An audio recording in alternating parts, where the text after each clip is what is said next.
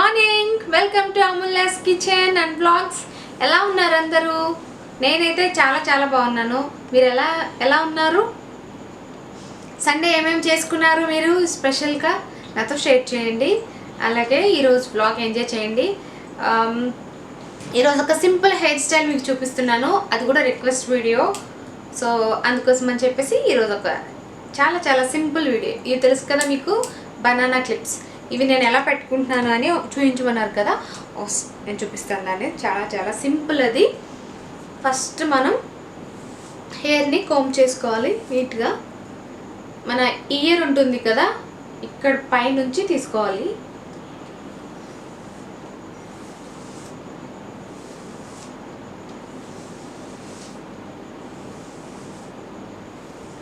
Same it side కూడా మన year దగ్గర నుంచి తీసుకోవాలి. ఇయర్ తీసుకున్నాం కదా,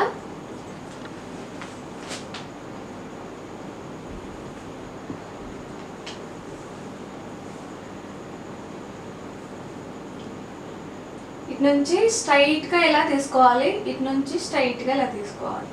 ఇలా తీసుకొని చాలా సింపుల్.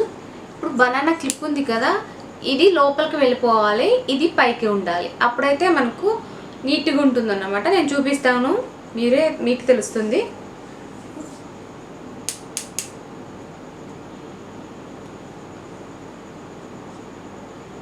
అంతే.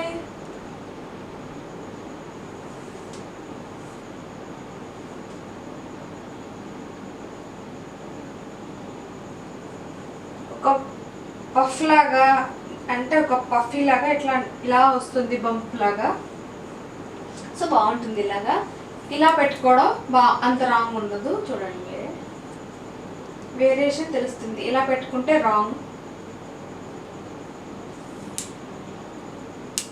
ఇది పైకి ఉండాలి, ఇది లోపలికి వెళ్ళాలి. ఇలా పెట్టుకుంటే కరెక్ట్ అన్నమాట. ఇది చాలా కరెక్ట్. ఇలా పెట్టుకోవడం కరెక్ట్ వే. సో ఇలా పెట్టేసుకున్న తర్వాత వీటితో సంబంధం లేదు, మన కింద హెయిర్స్ ఉంటాయి కదా, వాటిని తీసుకొని మనం ఇలా ఫ్రంట్కి వేసుకొని కోంబ్ చేసుకుంటే నీట్గా ఉంటుంది. మనకు కావాలంటే 2 సైడ్లు వేసుకోవచ్చు, లేదంటే 1 సైడ్ అయినా వేసుకోవచ్చు. ఓకే, ఇలాగే అండి నేను పెట్టుకుంటున్నది. హ్యాపీ అన్న మీరు చాలామంది అడిగారు కదా ఎలా పెట్టుకోవాలి బనానా క్లిప్, మీరు బాగా పెట్టుకుంటున్నారని. వాళ్ళ కోసం చూపించాను. ఎలా పెట్టుకున్నానని నాకు కామెంట్ చేయండి. మీరు కూడా ప్రాక్టీస్ చేసుకోండి. ప్రాక్టీస్ చేసుకోవడానికి ఏముండదు, చాలా సింపుల్గా పెట్టేసుకోవచ్చు. బట్ చాలామంది ఇది లోపలికి వెళ్ళకుండా, ఇది కూడా ఒక టైప్ బనానా క్లిప్పే, ఇది లోపలికి వెళ్ళకుండా బయటకు పెట్టుకుంటారు. ఇలా పెట్టుకోవడం వల్ల రాంగ్ అన్నమాట. అంత బాగుండదు హెయిర్ స్టైల్. ఇది లోపలికి వెళ్ళేటట్టు, ఇది పైకి వచ్చేటట్లు పెట్టుకుంటే కరెక్ట్గా ఉంటుంది. అంతే. చూడండి ఒకసారి, బాగుంది కదా.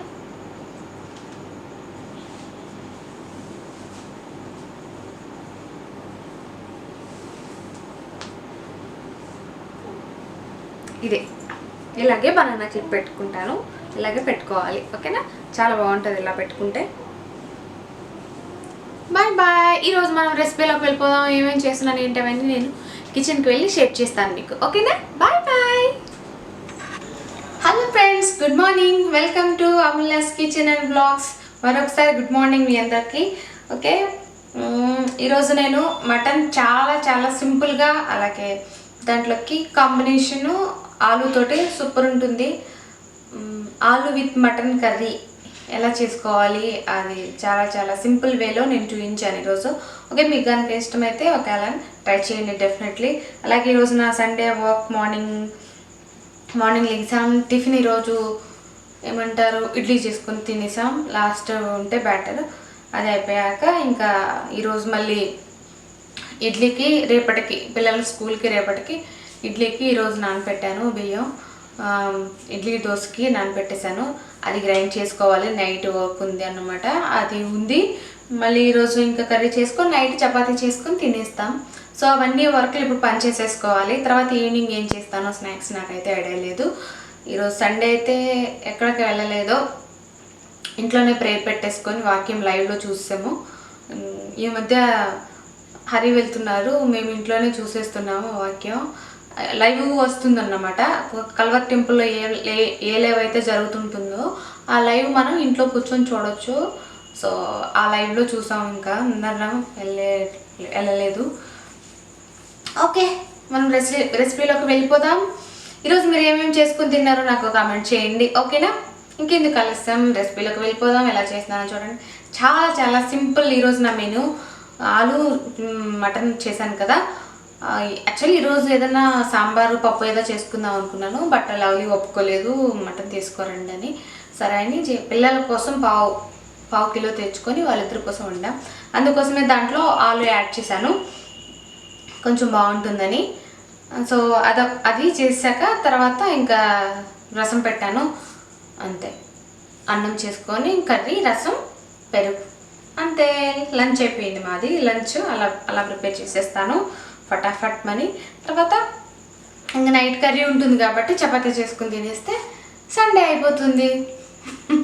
మీ సండే ఎలా చేసుకున్నారు? ఈ సండే నాకు చాలా రొటీన్గా చేసేసుకున్నాను. ఓకే, ఒక్కొక్కసారి రొటీన్ లైఫ్ ఉంటుంది కదా, ఏం చేయలేము మనం. Okay, bye bye. ముందుగా కుక్కర్ పెట్టుకోవాలి. నేను ఈ కర్రీ అంతా కుక్కర్లో చేస్తాను, అంటే ఫటాఫట్ ఒక 10 to 15 మినిట్స్లో కర్రీ అయిపోతుందన్నమాట. ముందుగా కుక్కర్ పెట్టి ఆయిల్ వేసి కొంచెం కాగిన తర్వాత హోల్ గరం మసాలా వేసి, తర్వాత అలాగే ఆనియన్స్, పచ్చిమిర్చి, సాల్ట్, పసుపు వేసి మంచిగా మిక్స్ చేయాలి. బిర్యానీ ఆకు కూడా వేసుకోవాలి. కర్రీ చాలా బాగుంటుంది, అంటే ఇట్లా నీసు స్మెల్ కానీ ఇట్లా ఏ స్మెల్ రాకుండా చాలా బాగుంటుంది అన్నమాట హోల్ గరం మసాలా వేయడం వల్ల. అలాగే ఇలాచీ వేయడం వల్ల. కొంచెం పసుపు ఎక్కువ వేయండి, ఆ స్మెల్ అనేది అసలు ఉండదు. నాకు తెలిసిన జ్ఞానంతో అయితే గోట్ అనేది రాదు స్మెల్, అది ల్యాంబ్ ఉంటుంది కదా అదైతే వస్తుంది అంటారు. బట్ ఏమో పెద్దగా ఐడియా లేదు నాకు కూడా, మటన్ అసలు తినను నేను. సో మటన్ వేసేసుకోవాలి. ఆనియన్ కొంచెం ఫ్రై అయిన తర్వాత మటన్ వేసేసి జస్ట్ ఒక 10 మినిట్స్ మనం కవర్ చేసి దాన్ని మంచిగా మిక్స్ చేసి కలిపి పెట్టుకోవాలి. తర్వాత మళ్ళీ ఓపెన్ చేసి కొంచెం జింజర్ గార్లిక్ పేస్ట్ యాడ్ చేయాలి. తర్వాత మంచిగా మిక్స్ చేసి ఒక 10 మినిట్స్ కవర్ చేసుకోవాలి. ఇలా చేయడం వల్ల పసుపు, ఇది జింజర్ గార్లిక్ పేస్ట్, ఈ ఆనియన్ మసాలా ఇవన్నీ ఈ పీసెస్కి మంచిగా పడతాయి. తర్వాత ఈరోజు నేను పొటాటా వేస్తున్నాను. చాలా బాగుంటుంది కాంబినేషను. ఆలుతో మనం దేంట్లైనా మిక్స్ చేసుకొని తినచ్చు, సూపర్ ఉంటుంది. సో చాలామందికి తెలిసే ఉంటుంది ఈ కాంబినేషను, బట్ నేను ఎలా చేసుకుంటున్నానో అని ఈరోజు మీతో షేర్ చేశాను. అంటే నేను చాలా సింపుల్గా చేసేస్తాను ఇట్లా ఆలు కర్రీ. ఈ టైప్ మటన్ కర్రీ అంటే చాలా ఈజీగా, ఎక్కువ మసాలాలు ఏది యాడ్ చేయకుండా, అంటే కొంచెం సూప్ టైప్ చేస్తాను అన్నమాట. ఒకసారి కవర్ చేసి ఒక 10 మినిట్స్ ఉంటే మంచిగా కుక్ అవుతాయి. తర్వాత టమాటాస్ యాడ్ చేస్తాను, వెంటనే యాడ్ చేయను, టమాటాలు చివరి యాడ్ చేస్తాను ఈ కర్రీకి, మటన్ కాబట్టి. ఇది ఒకసారి మంచిగా మిక్స్ చేసి మళ్ళీ ఒక 10 మినిట్స్ కవర్ చేస్తాను.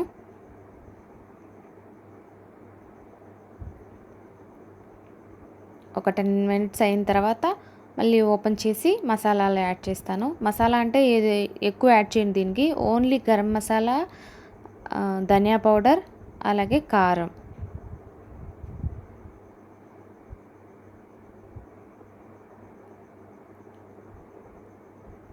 కొంచెం మటన్ మసాలా వేసుకోవచ్చు. కొంచెం స్పైస్ కావాలంటే ఆశీర్వాద కారం యాడ్ చేశాను నేను, అలాగే మసాలా కారం కూడా యాడ్ చేశాను 2 స్పూన్స్. నాన్ వెజ్ ఎప్పుడు స్పైసీగా ఉంటేనే బాగుంటుంది, అందులోనూ ఈ టైప్ కర్రీ స్పైసీ ఉంటే చాలా బాగుంటుంది.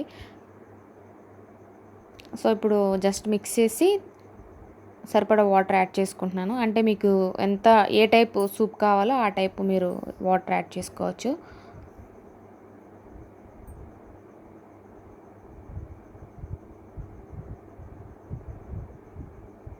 సో ఇంతే, ఇంకా సాల్ట్ చెక్ చేసుకొని రుచికి సరిపడా సాల్ట్ వేసుకొని అలాగే ఇంకా కవర్ చేసేసుకోవాలి. సాల్ట్ వేసిన తర్వాత ఒక 10 మినిట్స్ మళ్ళీ కలిపి, అలాగే చివర కరివేపాకు వేసుకుంటున్నాను. మనకు ఏదైతే మంచిగా ఫ్లేవర్ తెలియాలనుకుంటామో దాన్ని చివర వేస్తే బాగా తెలుస్తుంది. అలాగే ఆయిల్ కాగిన తర్వాత కూడా మనం ఏదైతే వేస్తామో ఆ ఫ్లేవర్ అలాగే ఉంటుంది ఆయిల్తో పాటు. అందుకే ఆనియన్ వేస్తాము ఎక్కువ, ఆనియన్ బాగుంటుందని. సో ఇప్పుడు లిడ్ పెట్టేసి ఒక 10 విజిల్స్ వరకు కుక్ చేశాను నేను. ఆలు ఏం మ్యాష్ అయిపోదు ఇలా కుక్ చేయడం వల్ల, చాలా బాగుంటుంది. మీరే చూద్దురులే, చూడండి. ఒక 10 విజిల్స్ తర్వాత, మటన్ కాబట్టి 10 విజిల్స్ పెట్టాను. 10 విజిల్స్ అయిపోయిన తర్వాత ఆవిరంతా పోయిన తర్వాత తీసాను. చూసారు కదా, ఇలా జ్యూసీగా ఉంటుంది కర్రీ, గ్రేవీ అనేది. సో చాలా బాగుంటుంది అది. దీని లోపల కుక్ అయ్యేసరికి ఈ పొటాటో అయితే సూపర్ ఉంటుంది. కాలుతుంది, అందుకే నేను టచ్ చేయలేకపోయాను. చాలా అంటే చాలా బాగుంటుంది అన్నమాట ఆలు పీసు. జస్ట్ కొంచెం కొత్తిమీర చల్లుకొని వేరే సర్వింగ్ బౌల్లోకి తీసేసుకుంటున్నాను. ఇది రైస్లో బాగుంటుంది, రాగి సంగటిలోకి అయితే సూపర్ ఉంటుంది.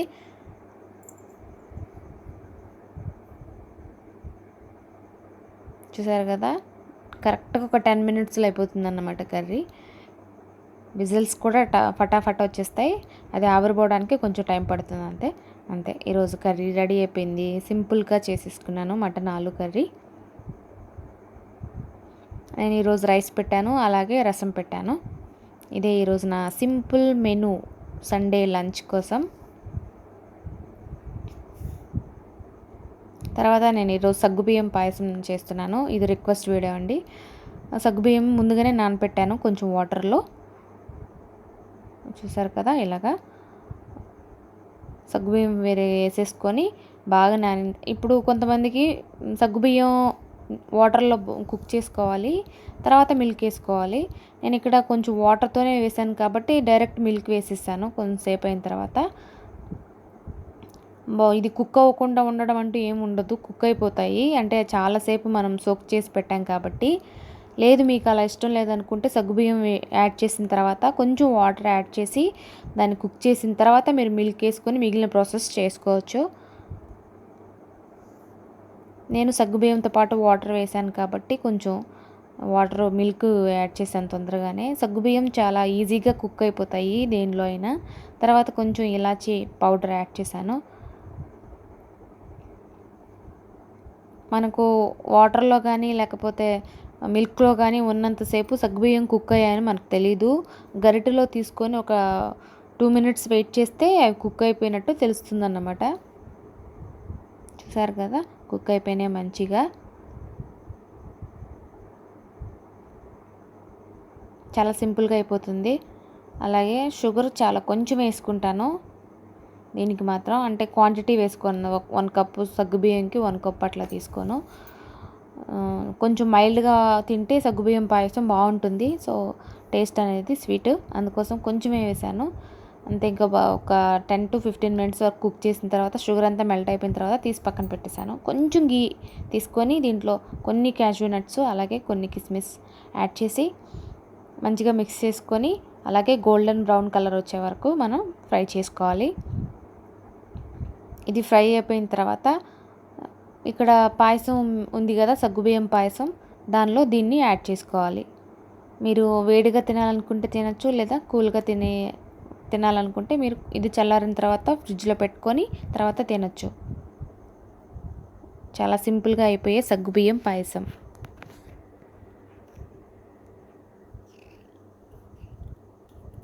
ముందే చెప్తున్నాను, మీకు మిల్క్తో కుక్ చేసుకోవడం ఇష్టం లేకపోతే మీరు వాటర్తో కుక్ చేసుకున్న తర్వాత మిల్క్ యాడ్ చేసుకోండి.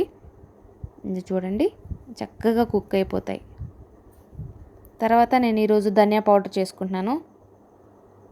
ముందుగా ధనియాలని ప్యాన్ పెట్టి ఎన్ని కావాలో పౌడర్ అంత చేసుకుంటున్నాను. నేనంటే ఎక్కువ చేసేసుకొని వేస్ట్ చేసుకోను, నాకు ఎంత కావాలో అంత మాత్రమే చేసుకుంటూ ఉంటాను ఇంట్లో. ఎక్కువ చేసుకోను, చాలా మితంగా చేసుకుంటాను ఏదైనా.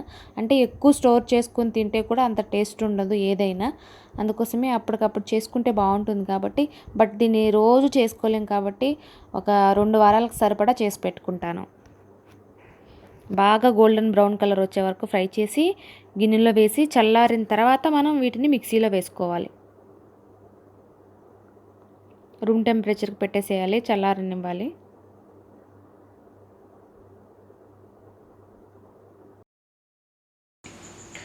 ఈరోజు నేను ఇంట్లో ధనియా పౌడర్ అయిపోయింది చూస్తే, అలాగే గరం మసాలా కూడా అయిపోయింది. ఈరోజైతే ధనియాల పౌడర్ చేస్తున్నాను. గరం మసాలా చేయడానికి కొన్ని లేవు ఇంగ్రీడియంట్స్. సో ఈరోజు తీసుకురమ్మంటే ఇంకా హరి వెళ్ళలేదు. సో రేపు తెప్పించుకొని చేస్తాను. గరం మసాలా ఎలా చేసుకోవాలి ఇంట్లో కూడా చూపిస్తాను డెఫినెట్గా. అంటే అన్నీ ఉంటే బాగుంటుంది కదా మీకు చూపించడానికి కూడా. అలాగే మసాలా కారం కూడా ఎలా చేయాలో ఇవి రెండు ఒక బ్లాగ్లో చేసి చూపిస్తాను. ఈరోజైతే ధనియా పౌడర్ నేను ఎలా చేసుకుంటాను, ఎలా చేసి స్టోర్ చేసుకుంటాను మీకు ఒకసారి చూపిస్తాను చూడండి. ఓకేనా? ధనియాల్ని ముందుగా మంచిగా ఫ్రై చేసుకోవాలి. తర్వాత బాగా చల్లయిన తర్వాత మనం మిక్సీ వేసుకోవాలన్నమాట. అదొకసారి చూపిస్తాను చూడండి ఎలా. ఓకేనా?